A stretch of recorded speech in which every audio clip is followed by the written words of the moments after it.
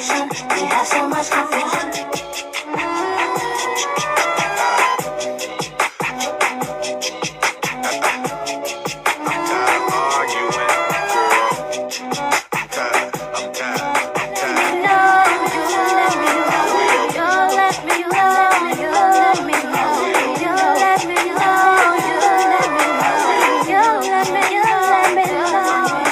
Welcome back.